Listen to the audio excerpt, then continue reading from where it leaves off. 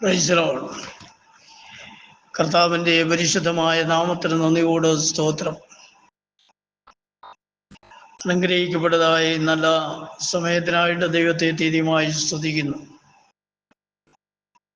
JCNDST അഥവാ യേശു ക്രിസ്തുവിൻ്റെ പുതിയ നിയമരക്ഷയുടെ ഉപദേശം എന്ന ഈ ഗ്രൂപ്പിലൂടെ നിത്യജീവ മൊഴികൾ എന്ന വിശുദ്ധ വചന പരമ്പരയിൽ വീണ്ടും എളിയവൻ ഒരു പ്രാവശ്യം കൂടെ കടന്നു വരുവാനും ജീവിക്കുന്നവനായ കർത്താവിനെ സംബന്ധിച്ച്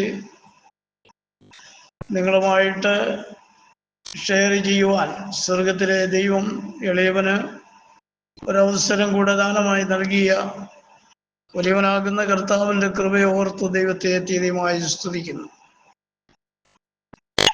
ഈ വൈകിയ സമയത്ത് എല്ലാ പ്രിയപ്പെട്ടവരെയും കർത്താവ് ധാരാളമായി അനുഗ്രഹിക്കുമാറാകട്ടെ എന്ന പ്രാർത്ഥനയോടെ പ്രാർത്ഥിക്കുക. സ്തോത്രം. നമുക്ക് ചില നിമിഷങ്ങൾ തിരുവചനത്തിൽ നിന്നുള്ള ചില സത്യങ്ങളെ മനസ്സിലാക്കുവാനായിട്ട് നമുക്ക് ശ്രദ്ധയോടുകൂടെ പ്രാർത്ഥനയോടുകൂടെ ദൈവസന്നിധിയിലായിരിക്കാം. ദൈവം അതിനായിട്ട് എല്ലാവരെയും അനുഗ്രഹിക്കട്ടെ, സഹായിക്കട്ടെ എന്ന് ആത്മാർത്ഥമായി പ്രാർത്ഥിക്കുകയാണ്. യേശു ക്രിസ്തു തന്നെ പിതാവ് എന്ന വിഷയമാണ് ഞാൻ നിങ്ങളോട് സംസാരിക്കപ്പെടുവാനായിട്ട് താല്പര്യപ്പെടുന്നത്. സ്തോത്രം. കഴിഞ്ഞ 8 എപ്പിസോഡുകളിലായി യേശു ക്രിസ്തു തന്നെ പിതാവ് എന്ന വിഷയം സംസാരിച്ചു കൊണ്ടിരിക്കുകയായിരുന്നുവല്ലോ. അതിൻ്റെ 9ാമത്തെ ഭാഗം ഇന്നും സംസാരിക്കുവാൻ ആഗ്രഹിക്കുകയാണ്. വളരെ പ്രാർത്ഥനയോടെ ഈ വിഷയം പഠിക്കുവാൻ കർത്താവായ യേശു ക്രിസ്തുവിൻ്റെ നാമത്തിൽ ആവശ്യപ്പെടുകയാണ്. നമ്മുടെ കർത്താവിൻ്റെ വരവ് നമ്മോട് ഏറ്റവും അടുത്തിരിക്കുന്നു എന്ന വസ്തുത നമുക്കെല്ലാവർക്കും നന്നായി അറിയുവാൻ കഴിയുന്ന അനുഭവങ്ങളാണ് നമ്മുടെ ലോകത്തിൽ കണ്ടുകൊണ്ടിരിക്കുന്നത്. ആയതിനാൽ കർത്താവിൻ്റെ വരവ് നമ്മോട് ഏറ്റവും അടുത്തിരിക്കുമ്പോൾ നാം അവനോട് ഏറ്റവും അടുത്തിരിക്കേണ്ടതും അത്യന്താപേക്ഷിതമാണ്. അവനോട് ഏറ്റവും അടുത്തിരിക്കുക എന്ന് പറഞ്ഞാൽ അവൻ്റെ വചനം നമ്മിൽ പൂർണ്ണമായും ക്രിയ ചെയ്യത്തക്ക വിധത്തിൽ നമ്മുടെ ഹൃദയങ്ങളെ അവൻ്റെ വചനത്തിന് വേണ്ടി ഒരുക്കപ്പെടേണ്ടത് ആവശ്യമാണ്. തിരുവചനത്തിൻ്റെ സത്യം മനസ്സിലാക്കിക്കൊണ്ട് സത്യത്തിന് വേണ്ടി നിലകൊള്ളുവാൻ കഴിയാതെ പോയാൽ കർത്താവ് തൻ്റെ വിശുദ്ധന്മാരെ ചേർക്കുവാൻ കടന്നു വരുമ്പോൾ അങ്ങനെയുള്ളവർ കൈവിടപ്പെടുവാൻ ഇടയാകും എന്നുള്ളത് വസ്തുതയാണ്. അതുകൊണ്ട് ഒരു മനുഷ്യനും കർത്താവിൻ്റെ സന്നിധിയിൽ നിന്ന് നഷ്ടപ്പെട്ടു പോകുവാൻ ഇടവരാതിരിക്കേണ്ടതിന് തിരുവചനത്തിൻ്റെ വസ്തുതകളെ നാം അറിയേണ്ടത് ആവശ്യമാണ് എന്ന് ആരംഭമായി ഓർമ്മപ്പെടുത്തുവാൻ താല്പര്യപ്പെടുകയാണ്. ഒരുപക്ഷെ കർത്താവിനാൽ കൈവിടപ്പെടുന്ന ഒരനുഭവം നമ്മുടെ ജീവിതത്തിൽ ഉണ്ടാവുകയാണെങ്കിൽ പിന്നീട് നമുക്കൊരവസരം ലഭിക്കും എന്ന് പ്രതീക്ഷിക്കേണ്ടതില്ല. ജീവരക്ഷ പ്രാപിക്കുവാനുള്ള എല്ലാ വഴികളും അവിടെ അവസാനിക്കും. പിന്നെ നിത്യമായി ശിക്ഷാവിധിയിൽ അകപ്പെടുകയല്ലാതെ വേറെ ഒരു മാർഗവും നമ്മുടെ മുൻപാകെ ഇല്ല എന്ന് വളരെ വ്യക്തമായിട്ട് നമുക്ക് മനസ്സിലാക്കുവാൻ കഴിയുന്നു. അതുകൊണ്ട് ശിക്ഷാവിധിയിൽ അകപ്പെടാതിരിക്കേണ്ടതിന് സത്യോപദേശത്തിൽ നിലനിൽക്കണം. അത് അപ്പോസ്തല പ്രവൃത്തി 2-ാം അധ്യായത്തിൻ്റെ 38 പ്രകാരം മാനസാന്തരപ്പെട്ട് പാപങ്ങളുടെ മോചനത്തിനായിട്ട് ഓരോരുത്തരും യേശു ക്രിസ്തുവിൻ്റെ നാമത്തിൽ സ്നാനമേറ്റ് വിശുദ്ധ ജീവിതം നയിക്കുക എന്നുള്ളതാണ് സ്തോത്രം നമുക്ക് മനസ്സിലാക്കുവാൻ കഴിയുന്ന ഒരു സുപ്രധാനമായിട്ടുള്ള വിഷയം. വ്യാജ ഉപദേശങ്ങളും വ്യാജ ഉപദേഷ്ടാക്കന്മാരും എതിർ ക്രിസ്തുക്കളും കള്ളപ്രവാചകന്മാരും ധാരാളം എഴുന്നേറ്റിരിക്കുന്ന ഒരു കാലമാണ് ഇത്. അതുകൊണ്ട് വളരെ സൂക്ഷ്മതയോടെ വചനം പഠിക്കണമെന്നുള്ളതാണ് തിരുവചനം അനുശാസിക്കുന്നത്. കേൾക്കപ്പെടുന്ന വചനം സൂക്ഷ്മ പരിശോധനയ്ക്ക് വിധേയപ്പെടുത്തേണ്ടതും ആവശ്യമാണ്. കാരണം കേൾക്കപ്പെടുന്ന വചനം അങ്ങനെ ഒരു കാതിലൂടെ കേട്ട് മറു കാതിലൂടെ പുറത്ത് കളയുന്ന ഒരു അനുഭവമല്ലത്. നമ്മുടെ ഹൃദയത്തിൽ ചെല്ലത്തക്ക വിധത്തിൽ നമ്മൾ ഗ്രഹിക്കണം.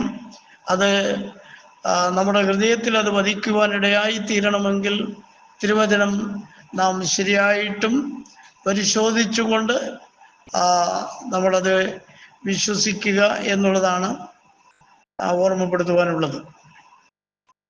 വളരെ പ്രാർത്ഥനയോടെ നമുക്ക് വചനം ശ്രവിക്കാം എന്ന് ആഗ്രഹിക്കുന്നു. സ്തോത്രം. പ്രാരംഭമായി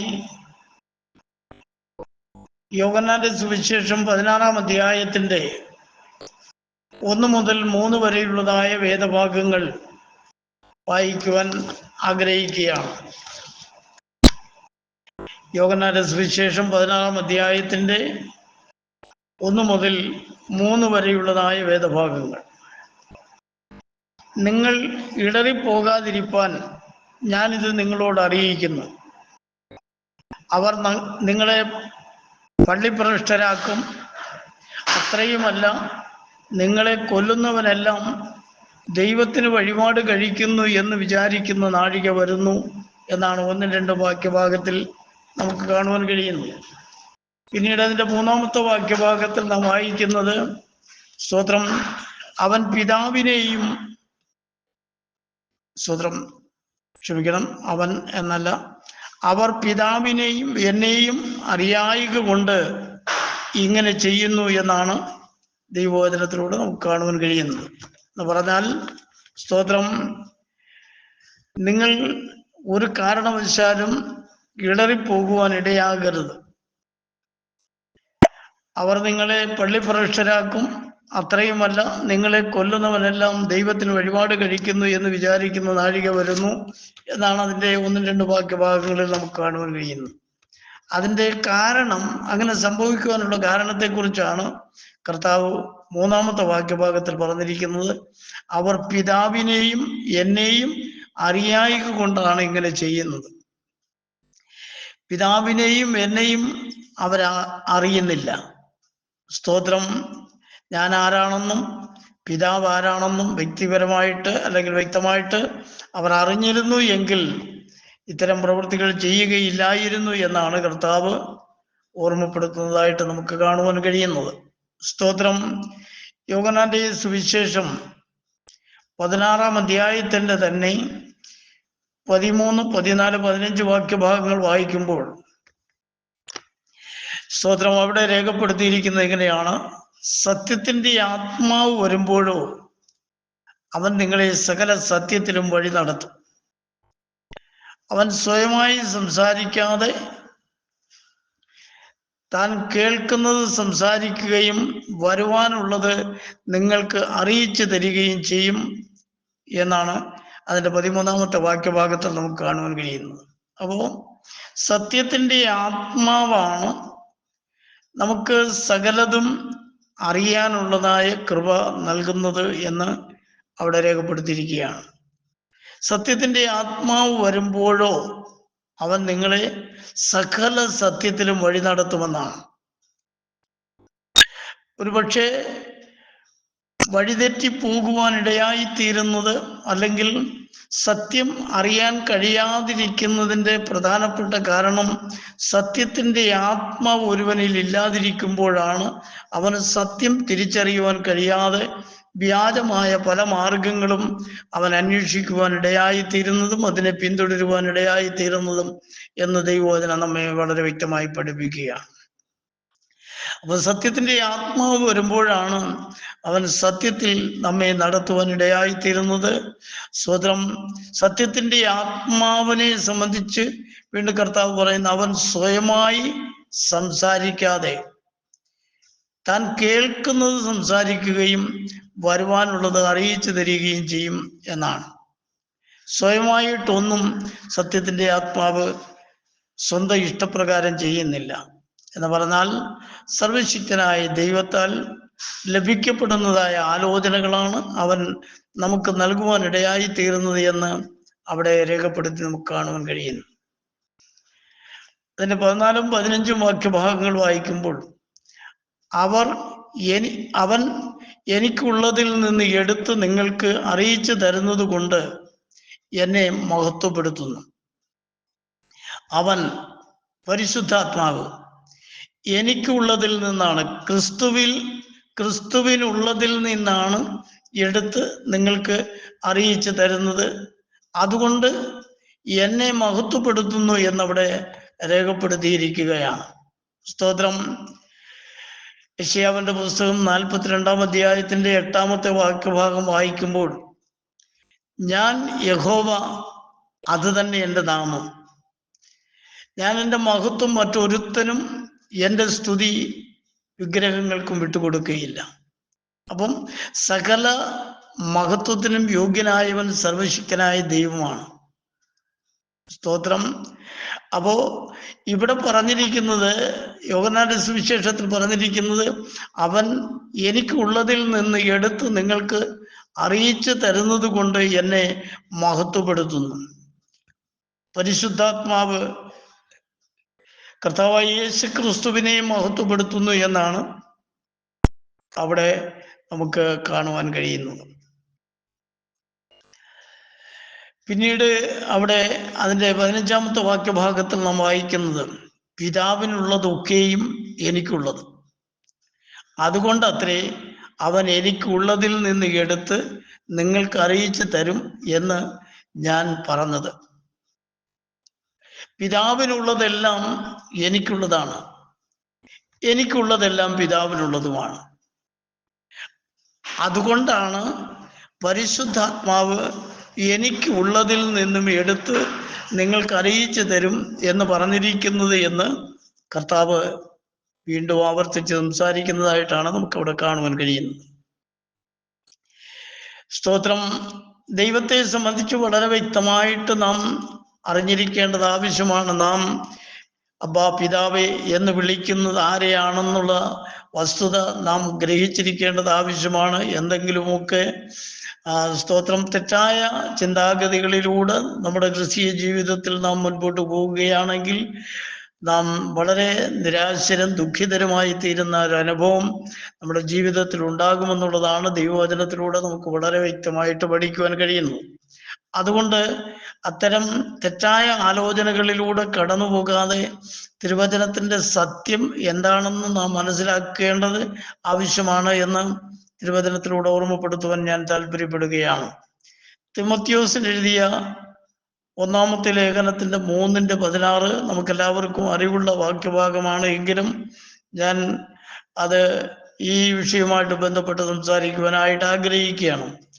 അവൻ ജഡത്തിൽ വെളിപ്പെട്ടു. ഈ അവൻ എന്ന് പറഞ്ഞിരിക്കുന്നത് ആരാണ്? സർവശക്തനായ ദൈവം, അഖിലാണ്ടത്തെ ഉണ്ടാക്കിയവൻ, സകലത്തിനും ജീവനും വിശ്വാസവും നൽകുന്ന സർവശക്തനും സർവജ്ഞാനിയും സർവവ്യാപിയുമായ ആ സർവശക്തനായ ദൈവം ജഡത്തിൽ അഥവാ ശരീരത്തിൽ വെളിപ്പെട്ടു. അവൻ ആത്മാവിൽ നീതീകരിക്കപ്പെട്ടു. ദൂതന്മാർക്ക് അവൻ പ്രത്യക്ഷനായി. ജാതികളുടെ ഇടയിൽ അവൻ പ്രസംഗിക്കപ്പെട്ടു. ലോകത്തിൽ അവൻ വിശ്വസിക്കപ്പെട്ടു. തേജസ്സിൽ അവൻ എടുക്കപ്പെട്ടു. ഇങ്ങനെ ദൈവഭക്തിയുടെ മർമ്മം സമ്മതമാവണ്ണം വലിയതാകുന്നു എന്നാണ് ആ ഭാഗത്ത് നമുക്ക് വായിച്ച് മനസ്സിലാക്കാൻ കഴിയുന്നു. സർവശക്തനായ ദൈവം ശരീരം സ്വീകരിച്ച് ലോകത്തിലേക്ക് വെളിപ്പെട്ടു വന്നു എന്നാണ് അവിടെ രേഖപ്പെടുത്തിയിരിക്കുന്നത്. അവൻ ആത്മാവിൽ നീതീകരിക്കപ്പെട്ടു. ദൂതന്മാർക്ക് പ്രത്യക്ഷനായി. ജാതികളുടെ ഇടയിൽ അവൻ പ്രസംഗിക്കപ്പെട്ടു. ലോകത്തിൽ അവൻ വിശ്വസിക്കപ്പെട്ടു. ലോകത്തിൽ അവൻ വിശ്വസിക്കപ്പെട്ടു എന്ന് പറയുമ്പോൾ സാക്ഷാൽ ദൈവമാണെന്ന് ലോകത്തിൽ വിശ്വസിക്കപ്പെടുവാനിടയായി തീർന്നു. എല്ലാവരും അല്ലെങ്കിൽ പോലും സ്തോത്രം. ദൈവം ആരാണെന്നുള്ള വസ്തുത പരിശുദ്ധാത്മാവിനാൽ ലഭിക്കപ്പെട്ടിട്ടുള്ളതായ വ്യക്തി ജീവിതങ്ങൾ അവനെ വിശ്വസിക്കുവാനിടയായി തീർന്നിട്ടുണ്ട്. അവൻ തേജസ്സിൽ എടുക്കപ്പെട്ടു എന്നിങ്ങനെ ദൈവഭക്തിയുടെ രഹസ്യം, അതൊരു മർമ്മമാണ്, രഹസ്യമാണ്. അത് എല്ലാവരും സമ്മതിക്കുവാൻ തക്കവണ്ണം ഏറ്റവും വലിയതാകുന്നു എന്നാണ് കർത്താവിൻ്റെ വചനത്തിലൂടെ നമുക്ക് പഠിക്കുവാൻ കഴിയുന്നത്. പ്രിയമുള്ള ശ്രോതാക്കളെ, ദൈവമക്കളെ, പല നിലകളിലുള്ളതായ ഉപദേശങ്ങളും പ്രവർത്തനങ്ങളും ദൈവത്തെ സംബന്ധിച്ച് തന്നെ വികലമാകുന്ന ചിന്താഗതികളും വിവിധ തരത്തിലുള്ളതായ ആലോചനകളുമൊക്കെ ലോകം നൽകിക്കൊണ്ടിരിക്കുമ്പോൾ, സ്തോത്രം, സത്യം എന്താണെന്ന് നാം മനസ്സിലാക്കേണ്ടത് ആവശ്യമാണ്. അതുകൊണ്ടാണ് ഇത് വ്യക്തമായിട്ട് നിങ്ങളെ ഓർമ്മപ്പെടുത്തുവാൻ താല്പര്യപ്പെടുന്നത്. ഫിലിപ്പിയ ലേഖനം 2-ാം അധ്യായത്തിന്റെ 6 മുതൽ 8 വരെയുള്ളതായ ഭാഗങ്ങൾ വിശുദ്ധ പൗലോസ് ഓർമ്മപ്പെടുത്തുന്നത്, അവൻ സർവശക്തനായ ദൈവത്തെ സംബന്ധിച്ച്, അഥവാ കർത്താവായ യേശു ക്രിസ്തുവിനെ സംബന്ധിച്ച് പറയുകയാണ്. അവൻ ദൈവരൂപത്തിലിരിക്കെ ദൈവത്തോടുള്ള സമത്വം മുറുകെ പിടിച്ചുകൊള്ളണമെന്ന് വിചാരിക്കാതെ ദാസരൂപമെടുത്ത് മനുഷ്യ സാദൃശ്യത്തിലായി തന്നെത്താൻ ഒഴിച്ച് വേഷത്തിൽ മനുഷ്യനായി വിളങ്ങി തന്നെത്താൻ താഴ്ത്തി മരണത്തോളം, ക്രൂശിലെ മരണത്തോളം തന്നെ അനുസരണമുള്ളവനായി തീർന്നു എന്ന് അവിടെ രേഖപ്പെടുത്തിയിരിക്കുന്നതായിട്ട് കാണുവാൻ കഴിയുന്നു. യേശുക്രിസ്തു ദൈവരൂപത്തിൽ ഇരുന്നവനാണ്. ദൈവത്തിനൊരു രൂപമുണ്ടെങ്കിൽ അത് യേശുക്രിസ്തുവിൽ കൂടെ മാത്രമേ നമുക്ക് കാണുവാനായിട്ട് കഴിയുകയുള്ളൂ. കാരണം അവൻ ആത്മാവും അദൃശ്യനുമായ ദൈവമാണ്. അവനൊരു രൂപമുണ്ട്. ആദിയിൽ മനുഷ്യനെ സൃഷ്ടിക്കുന്നതിന് മുമ്പ് കർത്താവ് പറഞ്ഞത്, നാം നമ്മുടെ സ്വരൂപത്തിലും സാദൃശ്യത്തിലും മനുഷ്യനെ ഉണ്ടാക്കുക എന്നാണ്. അങ്ങനൊരു സ്വരൂപം ഉണ്ടായിരുന്നു എങ്കിൽ അത് യേശു ക്രിസ്തുവിൻ്റെ രൂപം തന്നെയാണ്. ആ രൂപത്തിലാണ് ആദ്യ മനുഷ്യനെ ദൈവം ഉണ്ടാക്കുവാനിടയായി തീർന്നത്. സ്തോത്രം. അത് മറ്റൊരു ഭാഗത്ത് പറയുന്ന ഒന്നാമത്തെ ആദം എന്നും യേശുക്രിസ്തുവിനെ കുറിച്ച് ഒടുക്കത്തെ ആദം എന്നും പറഞ്ഞിട്ടുണ്ട്. അപ്പോ ദൈവരൂപത്തിൽ അവൻ ഇരിക്കെ ദൈവത്തോടുള്ള തുല്യത മുറുകെ പിടിച്ചുകൊണ്ട് സ്വർഗത്തിൽ തന്നെ ഇരിക്കണം എന്ന് വിചാരിക്കാതെ അവൻ ദാസരൂപമെടുത്തു. എന്തിനാണ് അവൻ ദാസരൂപമെടുത്തത്?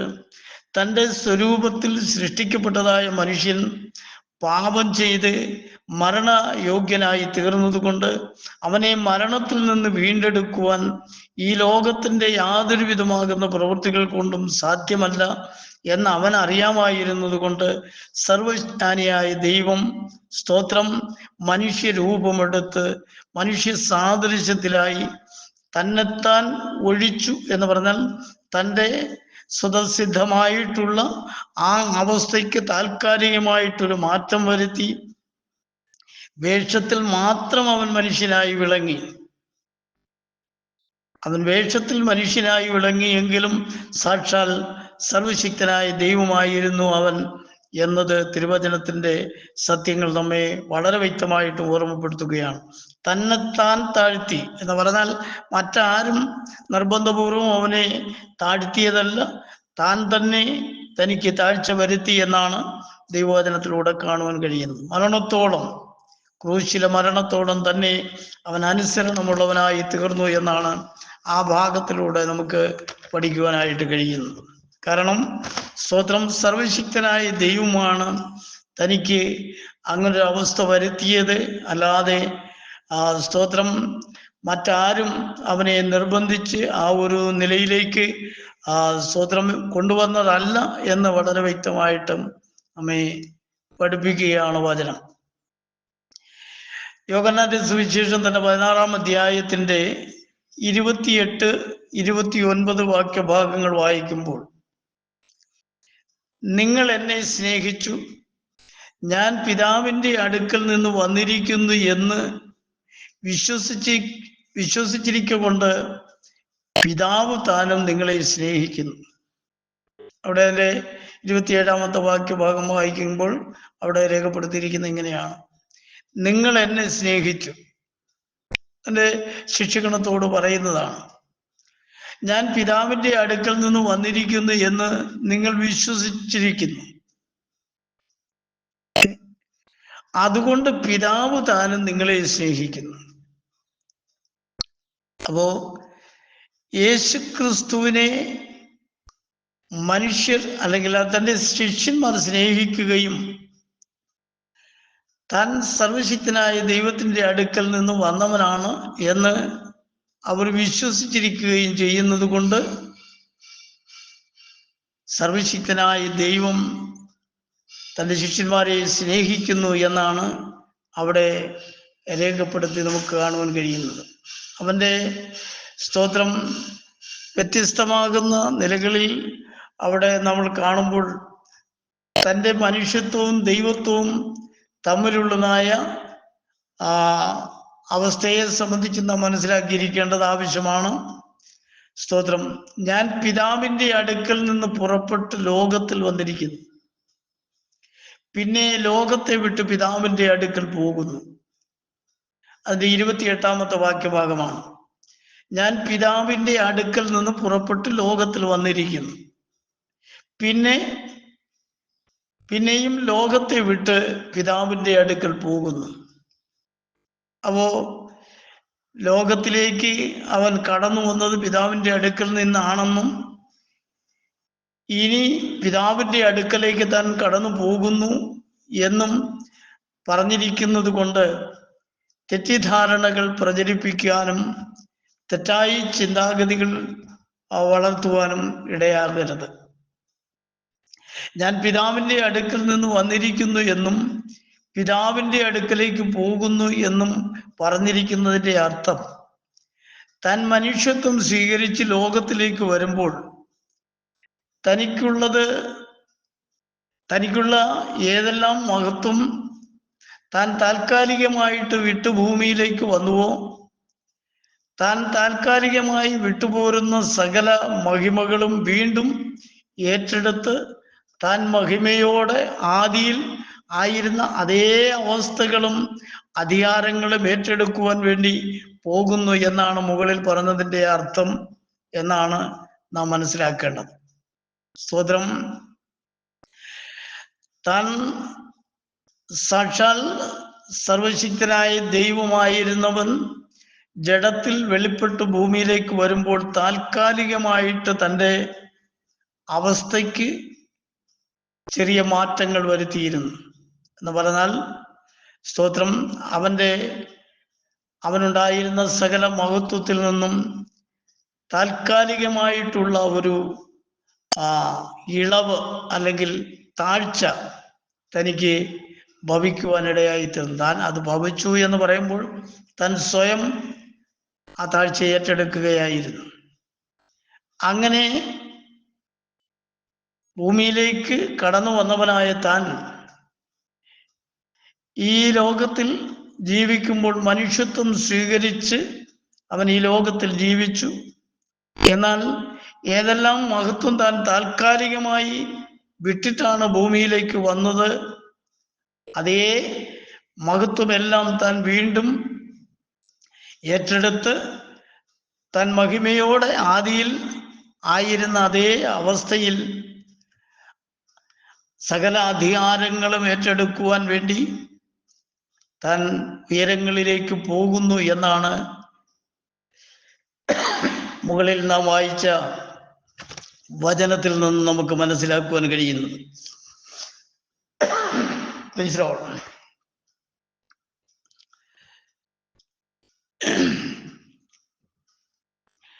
അതിൻ്റെ 32-ാമത്തെ വാക്യഭാഗം നമ്മൾ വായിക്കുമ്പോൾ, നിങ്ങൾക്ക് എന്നിൽ സമാധാനം ഉണ്ടാകേണ്ടതിന് ഇത് നിങ്ങളോട് സംസാരിച്ചിരിക്കുന്നു. ലോകത്തിൽ നിങ്ങൾക്ക് കഷ്ടമുണ്ട്, എങ്കിലും ധൈര്യപ്പെടുവിൻ, ഞാൻ ലോകത്തെ ജയിച്ചിരിക്കുന്നു. ഇവിടെ കർത്താവ് പറഞ്ഞത്, നിങ്ങൾക്ക് എന്നിൽ സമാധാനം ഉണ്ടാകേണ്ടതിന് ഇത് നിങ്ങളോട് സംസാരിച്ചിരിക്കുന്നു. ദൈവവചനത്തിന്റെ വസ്തുതകൾ കേൾക്കുമ്പോൾ പലർക്കും പല നിലകളിലുള്ളതായ ആശയക്കുഴപ്പങ്ങളും മനോവിഭ്രാന്തിയൊക്കെ ഉണ്ടാകുവാനുള്ളതായ സാധ്യതകളുണ്ട്. എന്നാൽ അത്തരത്തിലുള്ളതായ യാതൊരു വിധമാകുന്ന അസമാധാനത്തിന് വിടവരാതെ നിങ്ങൾക്ക് പൂർണ്ണമായി സമാധാനം ഉണ്ടാകേണ്ടതിന് വേണ്ടിയാണ് ഞാൻ ഈ വസ്തുത നിങ്ങളോട് സംസാരിക്കുവാൻ ഇടയായി തീർന്നിട്ടുള്ളത് എന്ന് കർത്താവ് തൻ്റെ ശിഷ്യഗണത്തോട് പറയുകയാണ്.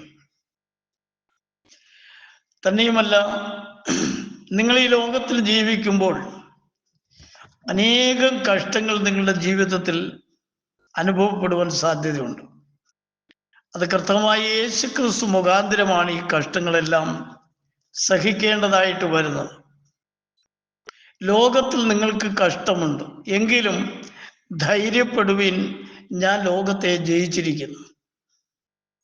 ലോകത്തിൽ ജീവനുള്ള ദൈവത്തിൻ്റെ മക്കൾക്ക് വളരെ വളരെ കഷ്ടങ്ങളും പ്രയാസങ്ങളും ഉണ്ടാകും.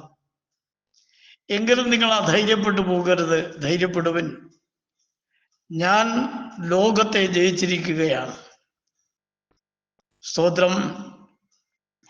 ലോകത്തെ ജയിച്ചവനായ കർത്താവ് നമ്മോട് കൂടെ ഉള്ളത് കൊണ്ട് നാം ഒരിക്കലും പരാജിതരായി തീരുവാൻ സ്വർഗത്തിലെ ദൈവം അനുവദിക്കത്തില്ല. അവൻ നമ്മെ ജയത്തോടെ നടത്തുവാൻ, ശക്തിയോടെ നടത്തുവാൻ അവൻ മതിയായ ദൈവമാണ് എന്ന് വളരെ വ്യക്തമായിട്ട് നമുക്ക് പഠിക്കുവാനായിട്ട് കഴിയുന്നു. അതുകൊണ്ട് യാതൊരു കാരണവശാലും നിങ്ങൾ അധൈര്യപ്പെട്ടു പോകരുത്. ഞാൻ ലോകത്തെ ജയിച്ച് ജയാളിയായി നിങ്ങളുടെ മുൻപാകെ നിൽക്കുന്നു. ഒരു ശക്തിക്കും, സ്തോത്രം, എന്നെ പരാജയപ്പെടുത്തുവാൻ കഴിയുകയില്ല എന്ന് കർത്താവ് വളരെ വ്യക്തമായിട്ട് വെളിപ്പെടുത്തുന്നതായിട്ടാണ് നമുക്കവിടെ കാണുവാൻ കഴിയുന്നത്. സ്തോത്രം. കർത്താവായ യേശുക്രിസ്തുവിന്റെ ദൈവത്വവും മനുഷ്യത്വവും തമ്മിൽ ഒരിക്കലും വേർപെട്ടിരുന്നിട്ടില്ല. തന്നെയുമല്ല, അങ്ങനെ വേർപെട്ടിരിക്കുവാനും കഴിയുന്നതുമല്ല എന്ന് തിരുവചനം നമ്മെ പഠിപ്പിക്കുന്നു. സ്തോത്രം.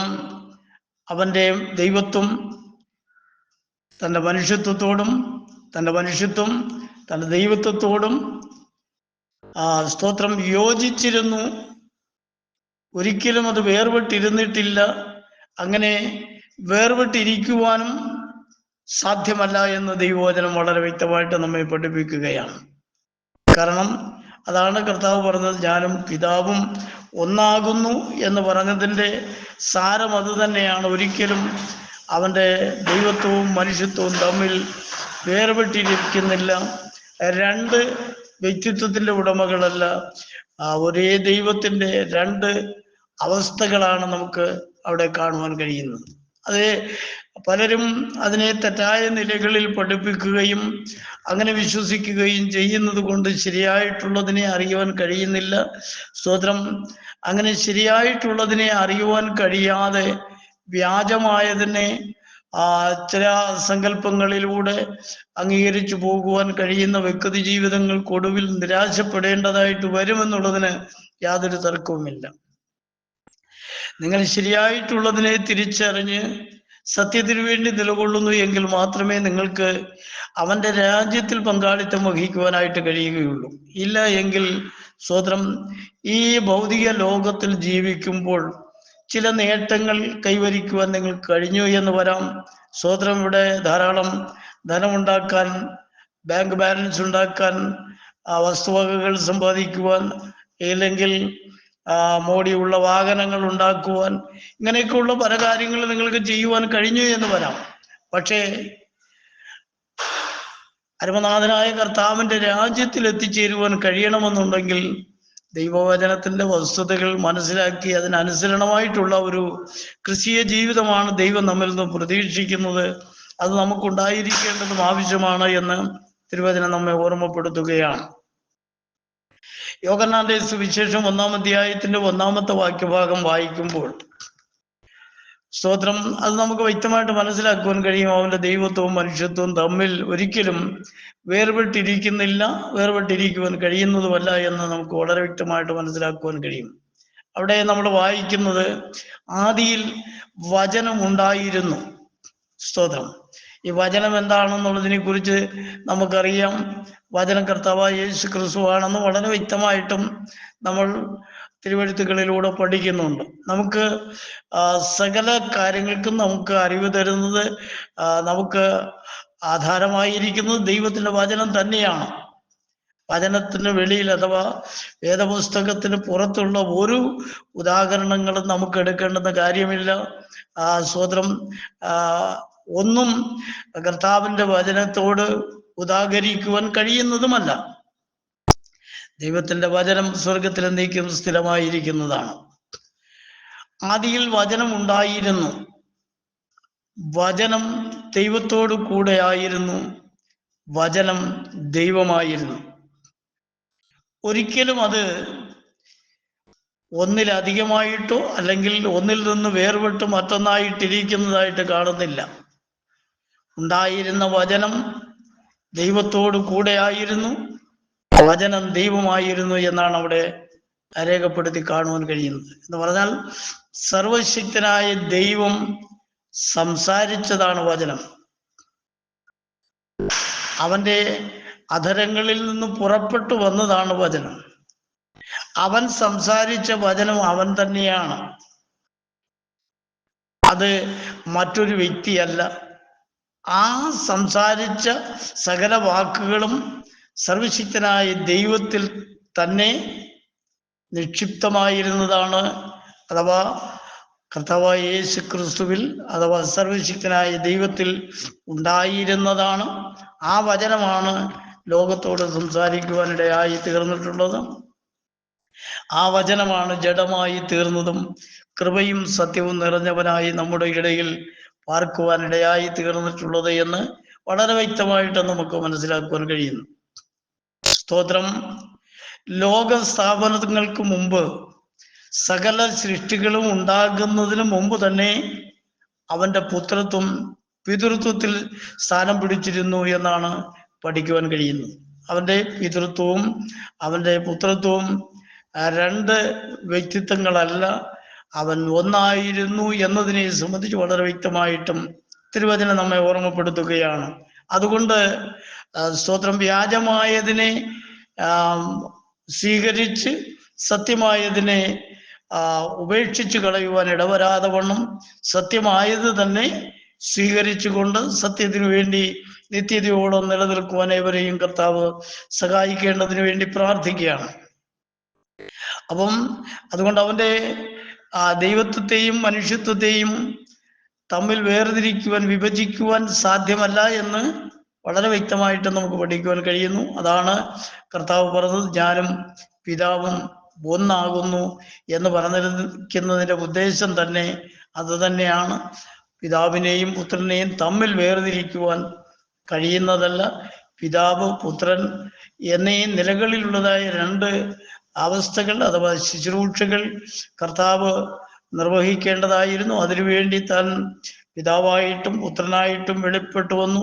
പരിശുദ്ധാത്മാവായി ഈ കൃപായുഗത്തിൽ കർത്താവ് തനിക്കായി നേടിയെടുത്ത അല്ലെങ്കിൽ തൻ്റെ ജീവൻ കൊടുത്ത് നേടിയ തൻ്റെ സഭയെ, തൻ്റെ മണവാട്ടിയെ അവൻ ഒരുക്കിക്കൊണ്ടിരിക്കുകയാണ്. സ്തോത്രം എന്ന് പറഞ്ഞ് പെന്തക്കോസ്തുകാരെല്ലാവരും അവൻ്റെ മണവാട്ടിയാണ്, എല്ലാവരും സ്വർഗത്തിൽ പോകുമെന്നൊന്നും ദൈവവചനം പഠിപ്പിക്കുന്നില്ല. ദൈവവചനത്തിന്റെ സത്യത്തെ മനസ്സിലാക്കി മാനസാന്തരപ്പെട്ട് യേശു ക്രിസ്തുവിന്റെ നാമത്തിൽ സ്നാനപ്പെട്ട് പരിശുദ്ധാത്മ നിറവോടെ ആ വിശുദ്ധ ജീവിതം നയിച്ച് കർത്താവിന്റെ വരവിന് വേണ്ടി നോക്കി പാർക്കുന്നവരുടെ രക്ഷയ്ക്കായിട്ട് അവൻ പാപം കൂടാതെ രണ്ടാമതും പ്രത്യക്ഷനാകുമെന്നുള്ളതാണ് ദൈവവചനത്തിലൂടെ നമുക്ക് കാണാൻ കഴിയുന്നത്. അല്ലാതെ സ്വതന്ത്രം പെന്തക്കോസ്തുകാരായതുകൊണ്ടോ ആ വേഷത്തിൽ വെള്ള ധരിച്ചത് കൊണ്ടോ മീശ പഠിച്ചത് കൊണ്ടോ കാതിലെയും കഴുത്തിലെയും ഒക്കെ ഊരിയത് കൊണ്ടോ ഒന്നും സ്വർഗരാജ്യത്തിൽ പോകും എന്നാരും ധരിക്കേണ്ട. മാനസാന്തരപ്പെട്ടവർക്ക് മാത്രമേ ആ സ്തോത്രം ഭാഗ്യം ലഭിക്കുകയുള്ളൂ എന്നാണ് ദൈവവചനത്തിലൂടെ കാണുവാൻ കഴിയുന്നത്. സ്തോത്രം. നിങ്ങൾക്ക് എന്നിൽ സമാധാനം ഉണ്ടാകേണ്ടതിന് എന്ന് പറഞ്ഞിരിക്കുന്നത് കൊണ്ട് പിതാവിനേക്കാൾ അവൻ വലിയവൻ എന്നല്ല, ഞാനും പിതാവും ഒന്നാകുന്നു എന്നാണ് അതിൻ്റെ ഉദ്ദേശം എന്ന് നമുക്ക് പഠിക്കുവാൻ കഴിയുന്നു. അപ്പോൾ ഒരിക്കലും പിതാവിനേക്കാൾ വലിയവനല്ല യേശു, അഥവാ അവൻ്റെ മനുഷ്യത്വം അവൻ്റെ പിതൃത്വത്തെക്കാൾ വലിയതല്ല എന്ന് പഠിപ്പിക്കുമ്പോൾ ഞാനും പിതാവും ഒന്നാകുന്നു എന്നാണ് അതിൻ്റെ ഉദ്ദേശമായിട്ട് നമുക്ക് മനസ്സിലാക്കുവാൻ കഴിയുന്നു. സ്തോത്രം. അതിൻ്റെ യോഹന്നാന്റെ സുവിശേഷം തന്നെ 17-ാം അധ്യായത്തിൻ്റെ 5-ാമത്തെ വാക്യഭാഗത്തിൽ നാം ഇങ്ങനെ വായിക്കുന്നു: ഇപ്പോൾ പിതാവേ, ലോകമുണ്ടാകും മുമ്പേ എനിക്ക് നിന്റെ അടുക്കൽ ഉണ്ടായിരുന്ന മഹത്വത്തിൽ എന്നെ നിന്റെ അടുക്കൽ മഹത്വപ്പെടുത്തണമേ. സ്തോത്രം. ഞാൻ യഹോവയാകുന്നു, എൻ്റെ മഹത്വം ഞാൻ ഒരുത്തനും വിട്ടുകൊടുക്കത്തില്ല എന്ന് പറഞ്ഞവനായ കർത്താവ് ഇപ്പോൾ ഇവിടെ പറയുകയാണ്, ഇപ്പോൾ പിതാവേ, ലോകം ഉണ്ടാകുന്നതിന് മുമ്പേ എനിക്ക് നിന്റെ അടുക്കൽ ഉണ്ടായിരുന്ന ആ മഹത്വത്തിൽ എന്നെ വീണ്ടും മഹത്വപ്പെടുത്തണമേ എന്ന് പറയുമ്പോൾ താൽക്കാലികമായിട്ട് താൻ ചില കാര്യങ്ങൾ അവൻ വിട്ട് ലോകത്തിൽ മനുഷ്യനെ വീണ്ടെടുക്കുന്നതിന് വേണ്ടി മനുഷ്യത്വം സ്വീകരിച്ച് കടന്നു വന്നു. എന്നാൽ ആ പഴയ അവസ്ഥയിലേക്ക് താനായി തീരേണ്ടതിന് വേണ്ടിയുള്ളതായ ഒരു പ്രാർത്ഥനയായിട്ടാണ് നമുക്കവിടെ കാണുവാൻ കഴിയുന്നത്. എൻ്റെ മഹത്വം മറ്റൊരുത്തരും വിട്ടുകൊടുക്കുകയില്ല എന്ന് കർത്താവ് പറയുവാനിടയായി തീർന്നു. അങ്ങനെ പറഞ്ഞതായ ദൈവം തന്നെയാണ് തൻ്റെ പിതൃത്വത്തോട് പ്രാർത്ഥിക്കുന്നതായിട്ട് നമുക്ക് കാണുവാൻ കഴിയുന്നു. സ്തോത്രം. അപ്പോസ്തല പ്രവൃത്തി 4:12 വായിക്കുമ്പോൾ മറ്റൊരുത്തനിലും രക്ഷയില്ല, നാം രക്ഷിക്കപ്പെടുവാൻ ആകാശത്തിന്റെ കീഴിൽ മനുഷ്യരുടെ ഇടയിൽ നൽകപ്പെട്ട വേറെ ഒരു നാമവുമില്ല. കർത്താവായ യേശു ക്രിസ്തുവിന്റെ നാമം മാത്രമാണ് മാനവരക്ഷയ്ക്കായിട്ട് ദൈവം നൽകപ്പെട്ടിരിക്കുന്നത്. അത് അംഗീകരിക്കാതെ യേശു ക്രിസ്തുവിനെ ദൈവമാണെന്ന് വിശ്വസിക്കുവാൻ കഴിയാതെ ഈ ലോകത്തിന്റെ വഴികളിലൂടെ ജീവിക്കുന്ന ഒരൊറ്റ വ്യക്തിക്ക് പോലും കർത്താവിന്റെ രാജ്യത്തിൽ പങ്കാളിത്തം വഹിക്കുവാൻ കഴിയുകയില്ല എന്ന് ദൈവവചനം വളരെ വ്യക്തമായി പഠിപ്പിക്കുന്നു. അതുകൊണ്ട് ഈ ലോകത്തിന്റെ ആശയങ്ങളും ചിന്തകളുമല്ല ദൈവവചനത്തിൽ ഉൾപ്പെട്ടിരിക്കുന്നത്. ദൈവവചനത്തിൽ ഉൾപ്പെട്ടിരിക്കുന്നതായ വിഷയങ്ങൾ പൂർണ്ണമായി ഒരുവനെ ഗ്രഹിക്കുവാൻ കഴിയണമെങ്കിൽ സത്യത്തിന്റെ ആത്മാവ് നിങ്ങളിൽ വരണം. സത്യത്തിന്റെ ആത്മാവ് വരുമ്പോൾ മാത്രമാണ് അവൻ നിങ്ങളെ സകല സത്യത്തിലും വഴി നടത്തുന്നത്. സത്യത്തിന്റെ ആത്മാവ് ഒരുവനിൽ വരണമെന്നുണ്ടെങ്കിൽ അവൻ മാനസാന്തരപ്പെട്ടവനായിരിക്കണം. മാനസാന്തരപ്പെടുക എന്ന് പറഞ്ഞാൽ മീശ പഠിച്ചത് കൊണ്ടോ വെള്ളയിട്ടത് കൊണ്ടോ ഒന്നും അവൻ മാനസാന്തരമാകുന്നില്ല. ഹൃദയംഗമായിട്ട് അവൻ്റെ സകലവിധമാകുന്ന മുൻകാല ജീവിതത്തിലെ സകല പാപ സ്വഭാവങ്ങളും ഈ ലോകത്തോടുള്ള സകല അനുഭവങ്ങളും അവൻ വിട്ട് ഈ ലോകത്തിൽ നിന്നും വേർപെട്ട് ഈ ലോകത്തിൽ അവൻ്റെ പാപങ്ങൾക്ക് വേണ്ടി മരിച്ച് കർത്താവായ യേശു ക്രിസ്തുവിന്റെ നാമത്തിന് വേണ്ടി നിത്യജീവന് വേണ്ടി അവൻ ഒരു പുതുജനനത്താൽ കർത്താവിനാൽ അനുഗ്രഹിക്കപ്പെട്ടവരായി കാണപ്പെടുവാൻ ഇടയായി തീർന്നവർക്ക് മാത്രമാണ് കർത്താവിന്റെ രാജ്യത്തിൽ പങ്കാളിത്തം വഹിക്കുവാൻ കഴിയുന്നത്. അതിനായിട്ട് കർത്താവ് എല്ലാവരെയും സഹായിക്കട്ടെ, അനുഗ്രഹിക്കട്ടെ എന്ന് പ്രാർത്ഥിച്ചുകൊണ്ട് എളിയവന് അല്പസമയം ദൈവവചനമായിട്ട് തിരുമുമ്പിൽ നിൽക്കുവാൻ സ്വർഗത്തിലെ ദൈവം സഹായിച്ചുകൊണ്ട് ദൈവത്തെ അധികമായി സ്തുതിക്കുന്നു. ഇളയവന് വേണ്ടി അവസരത്തെ ഒരുക്കി തന്ന ഈ ഗ്രൂപ്പിന്റെ അഡ്മിന്മാർക്ക് ഞാൻ എൻ്റെ സ്നേഹവും നന്ദിയും വന്ദനവും അറിയിച്ചുകൊണ്ട് കേൾവിക്കാരായിരിക്കുന്ന എല്ലാവരെയും ദൈവം ധാരാളമായി അനുഗ്രഹിക്കട്ടെ എന്ന ആത്മാർത്ഥതയോട് പ്രാർത്ഥിച്ചുകൊണ്ട് ഞാൻ എൻ്റെ വാക്കുകൾ നിർത്തുന്നു. ദൈവം എവരെയും ധാരാളമായി അനുഗ്രഹിക്കട്ടെ. നമ്മുടെ കണ്ണുകളെ അടയ്ക്കാൻ നമുക്ക് പ്രാർത്ഥിക്കാം. പരിശുദ്ധനായി ഞങ്ങളുടെ ദൈവമേ, സ്വർഗ്ഗ കർത്താവേ, ഈ സമയം അല്പനിമിഷം തിരുവചനവുമായിട്ട് തിരുമുമ്പിൽ നിൽക്കുവാൻ നീ അടിയന് കൃപ നൽകിയത് കൊണ്ട് സ്തോത്രം. അടിയൻ സംസാരിക്കപ്പെട്ട വിഷയം കർത്താവെ ഹല്ലേലൂയ സകലർക്കും അനുഗ്രഹമായി തിരുവൻ സഹായിച്ചാട്ട്. കഴിവിക്കാരായിരിക്കുന്ന എല്ലാ പ്രിയപ്പെട്ടവരെയും നീ അനുഗ്രഹിക്കണം.